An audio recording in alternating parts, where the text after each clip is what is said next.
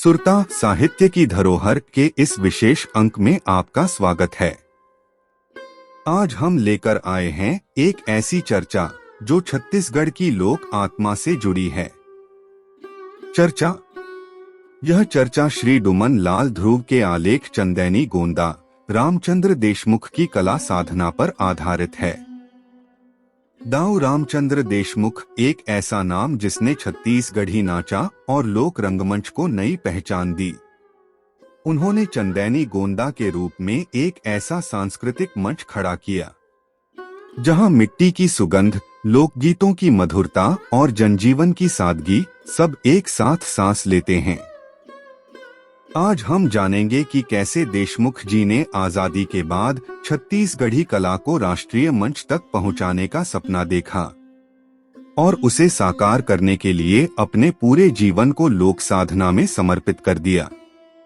तो आइए सुनते हैं चंदैनी गोंदा रामचंद्र देशमुख की कला साधना, छत्तीसगढ़ी लोक संस्कृति की एक अविस्मरणीय कहानी।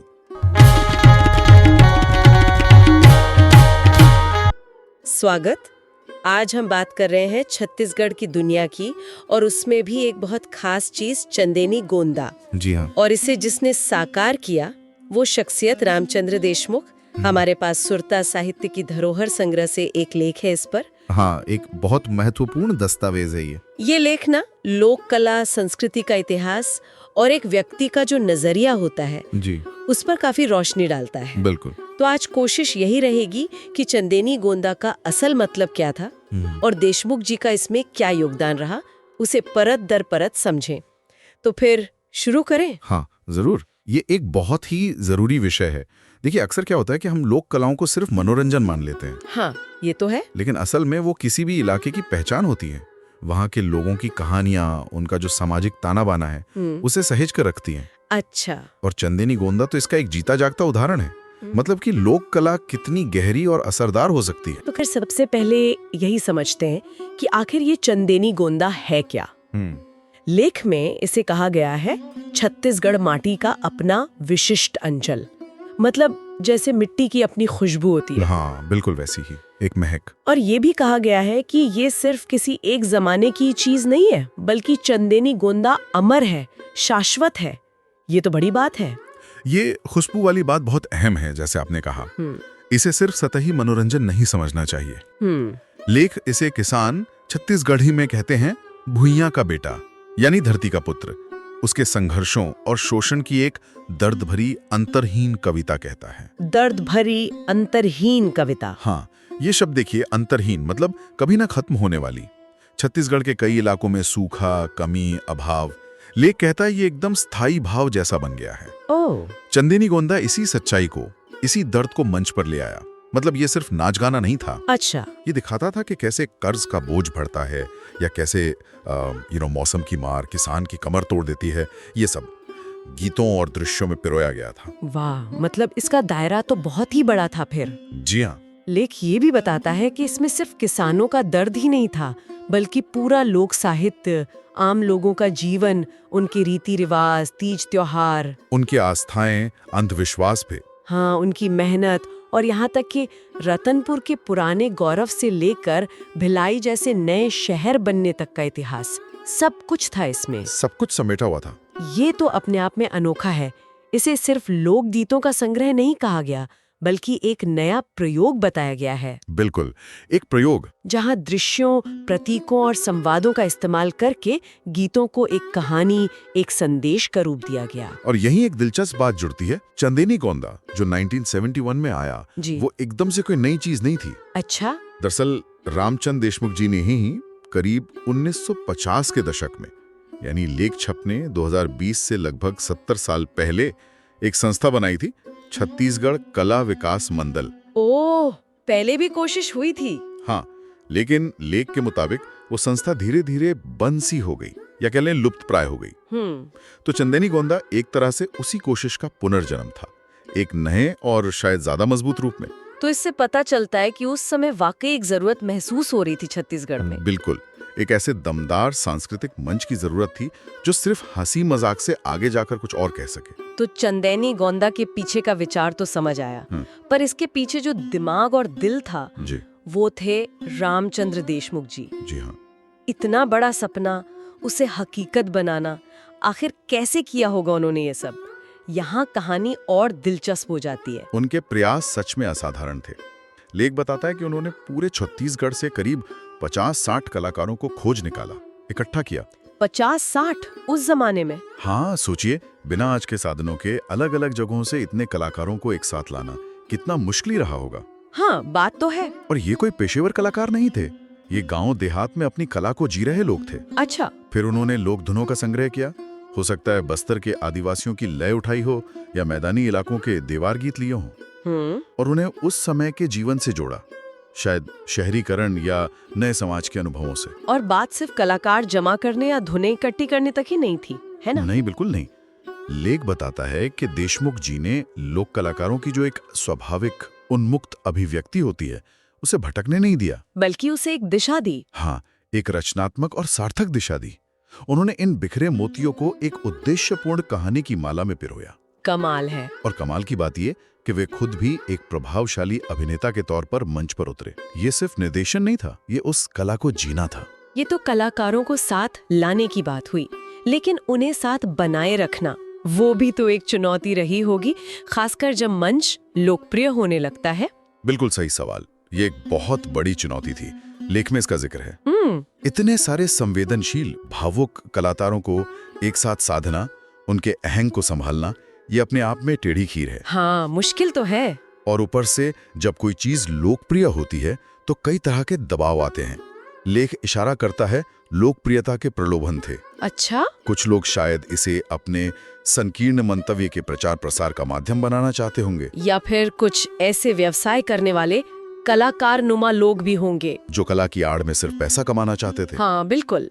इन सब चीजों के बीच कला की असल आत्मा, उसकी गरिमा को बचाए रखना देशमुख जी के लिए यकीनन बहुत कठिन रहा होगा, पर उन्होंने इन दबावों का सामना किया। और शायद इसी संघर्ष से उनकी कला दृष्टि और मजबूत हुई होगी। उनका एक कोट लेख में है जो उनके नजरिए को साफ करता है। कौन सा? छत्तीसगढ़ की माटी का कर्ज है मुझ पर, मेरी सारी कला साधना इस ऋण से उऋण होने की कोशिश है। वाह, बहुत गहरी बात है। हाँ, वो लोक कला को सिर्फ मनोरंजन, पैसे या शोहरत कमाने का जरिया नहीं मानते थे, नहीं, बल्कि उसे सामाजिक जीवन में परिवर्तन की प्रयोगशाला की तरह देखते थे।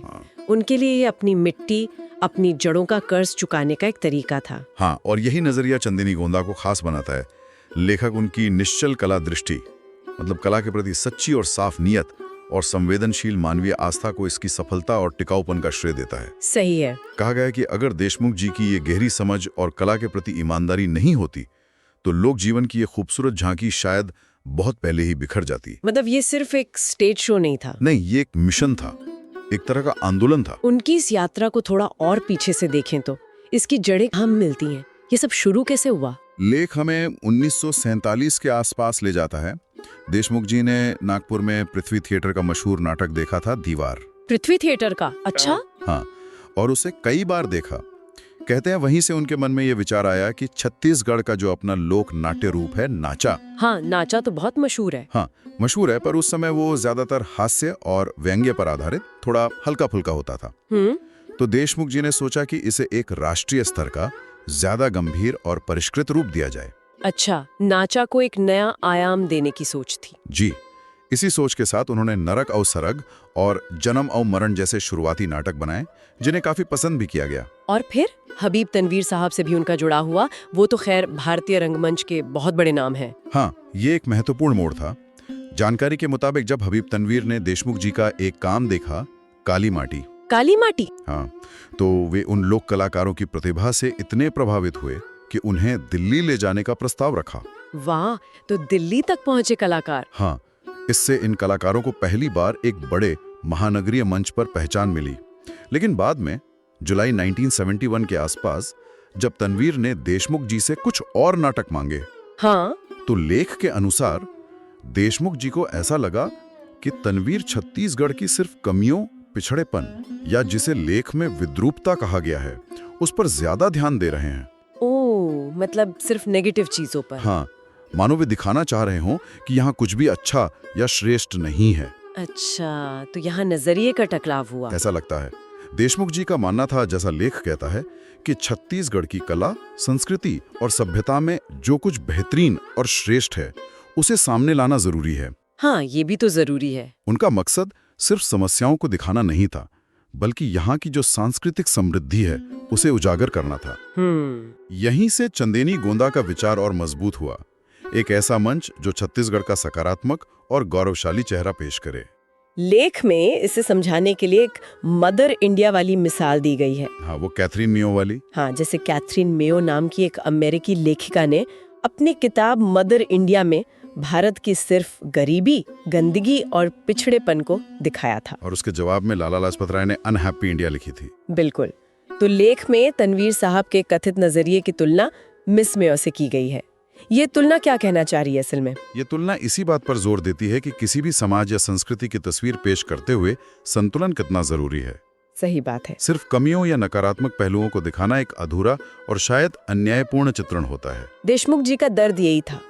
उनका मानना था, जैसा लेख में साफ है, कि छत्तीसगढ़ में सांस्कृतिक संपन्नता और प्रतिभा का कहीं अभाव नहीं था, बस उसका सही इस्तेमाल नहीं हुआ था। हाँ, उसका उपयुक्त दोहन नहीं किया गया था, यानी उसे सही मंच और दिशा नहीं मिली थी।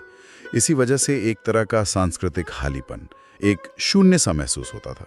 तो चंदेनी गोंदा इसी शून्य को भरने की एक कोशिश थी। बिल्कुल, और ये एक साहसिक कोशिश थी। साहसिक क्यों?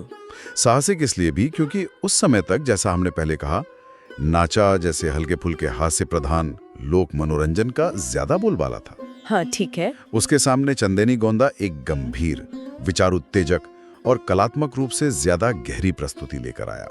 ये लीक से हटकर था। और इस बड़ी सोच को जमीन पर उतारने के लिए देशमुख जी ने खुद कितनी मेहनत की होगी। लेख बताता है कि कैसे वो गांव-गांव, नगर-नगर भटकते रहे। हाँ, और चोटी के कलाकारों को खोज निकाला। ऐसे कलाकार जो या तो गुमनाम थे या फिर छत्तीसगढ़ के लोगों का जो एक स्वाभाविक संकोची स्वभाव होता है, हाँ, उसके कारण सामने नहीं आ पाते थे। उन्होंने इन छिपी हुई प्रतिभाओं को पहचाना और उन्हें मंच दिया। उनके काम की एक पूरी यात्रा दिखती है। पहले 1951 में छत्तीसगढ़ देहाती कला विकास मंडल, फिर 20 साल बाद 1971 में चंदेनी गोंदा, और फिर 1984 में कारी नाम का एक और महत्वपूर्ण काम। कारी? हाँ, कारी। ये सब छत्तीसगढ़ की लोक कला को सहेजने और उसे नया रूप देने वाले मील के पत्थर थे। और चंदेनी गोंदा सिर्फ छत्तीसगढ़ में ही नहीं गूंजा। नहीं, बिल्कुल नहीं। जानकारी मिलती है कि इसका मंचन महाराष्ट्र, जमशेदपुर और दिल्ली तक में हुआ। दिल्ली में भी? हाँ, दिल्ली के प्रतिष्ठित अशोक होटल कन्वेंशन हॉल में भी इसका प्रदर्शन हुआ। इतना ही नहीं, रायपुर दूरदर्शन केंद्र के उद्घाटन पर इसका प्रसारण हुआ। अच्छा। दिल्ली दूरदर्शन से भी ये प्रसारित हुआ और आकाशवाणी रायपुर से इसके गीत भी लोगों तक पहुंचे। मतलब इसने वाकई एक राष्ट्रीय पहचान हासिल की। इन सब के पीछे जो इंसान थे, रामचंद्र देशमुख, हाँ, उनके बारे में भी कुछ व्यक्तिगत जानकारी है लेख में। हाँ, बताइए। उनका जन्म 1916 में पिनकापार गांव में हुआ था, जो उस समय दुर्ग जिले में था, और देहांत 1998 में। अच्छा। उन्होंने नागपुर से कृषि में बीएससी की थी और फिर एलएलबी की पढ़ाई भी की थी। अरे वाह, मतलब वो सिर्फ कलाकार नहीं, पढ़े लिखे बुद्धिजीवी भी थे। हाँ, बिल्कुल। उनकी रुचियों में लोक कलाओं पर काम करना, लोक संस्कृति पर लिखना, नाचा को बेहतर बनाना, ये तो था ही। साथ ही विद्यार्थी जीवन में हॉकी खेलना भी शामिल था।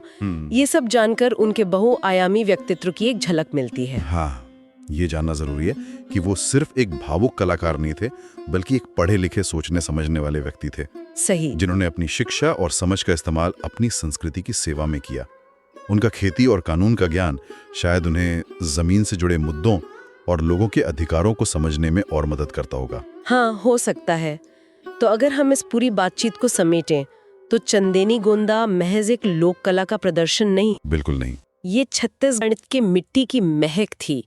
वहाँ के लोगों के संघर्ष, उनकी खुशियाँ, उनका इतिहास, उनकी संस्कृति, उसका एक जीता जागता दस्तावेज था। सही कहा। और रामचंद्र देशमुख सिर्फ एक कलाकार या निर्देशक नहीं थे, बल्कि एक दूरदर्शी थे, एक विजनरी। हाँ, जिन्होंने लोक कला को सामाजिक बदलाव और सांस्कृतिक गौरव को स्थापित करने का एक ताकतवर औजार बनाया। और ये सब उन्होंने तमाम मुश्किलों और दबावों के बावजूद किया। उनका समर्पण कमाल का था। तो कुल मिलाकर हम क्या कह सकते हैं इसके बारे में? हम कह सकते हैं कि इसका असर बहुत गहरा और स्थायी था। चंदैनी गोंदा ने उस समय के हल्के फुल्के मनोरंजन के चलन से हटकर एक ज्यादा गंभीर, ज्यादा सार्थक लोकनाट्य परंपरा की नींव रखी। इसने छत्तीसगढ़ी लोक कला को एक नई इज्जत दी, एक नई पहचान दी। सही है। और जैसा देशमुख जी खुद कहते थे कि ये सब वो अपनी मिट्टी का कर्ज चुकाने के लिए कर रहे थे। ये भावना उनके काम को सिर्फ कला नहीं बल्कि एक यज्ञ बना देती है। क्या बात है। ये निस्वार्थ भाव ही उनके काम की असली ताकत थी। और अंत में एक सवाल जो मन में उठता है, जिसे लेख भी छूता है। हाँ। लेख में छत्तीसगढ़ में एक सांस्कृतिक शून्य या खालीपन की बात कही गई है, जिसे देशमुख जी ने चंदेनी गोंदा से भरने की कोशिश की। आज के दौर में सोचें, जब हमारे पास मनोरंजन और जानकारी के इतने सारे साधन हैं, टीवी, इंटरनेट, सोशल मीडिया। हाँ, बिल्कुल। ऐसे में चंदेनी गोंदा जैसी पारंपरिक लोक कलाएं क्षेत्रीय पहचान, स्थानीय सरोकारों और सामाजिक मुद्दों को सामने लाने का काम कैसे जारी रख सकती हैं? ये बहुत अहम सवाल है। क्या वो शून्य आज भी किसी रूप में मौजूद है? और अगर है, तो आज की लोक कला उसे भरने के लिए क्या नया रूप ले सकती है? ये सोचने वाली बात है। हाँ, बिल्कुल सोचने वाली बात है। आपने सुना चंदैनी गोंदा, रामचंद्र देशमुख की कला साधना। दाऊ रामचंद्र देशमुख ने न केवल छत्तीसगढ़ी लोक कला को मंच दिया, बल्कि उसे समाज की आत्मा से जोड़कर देखा। उनकी साधना हमें याद दिलाती है कि लोक कला केवल मनोरंजन नहीं, बल्कि एक जीवंत संस्कृति का प्रमाण है। सुरता साहित्य की धरोहर के इस अंक में हमने उस साधक की स्मृति को नमन किया, जिसने छत्तीसगढ़ के लोक जीवन को नाचा, गीत और रंगमंच के माध्यम से अमर बना दिया। अगले अंक में फिर मिलेंगे, साहित्य और संस्कृति की नई धरोहर लेकर। तब तक के लिए नमस्कार, जय जोहार।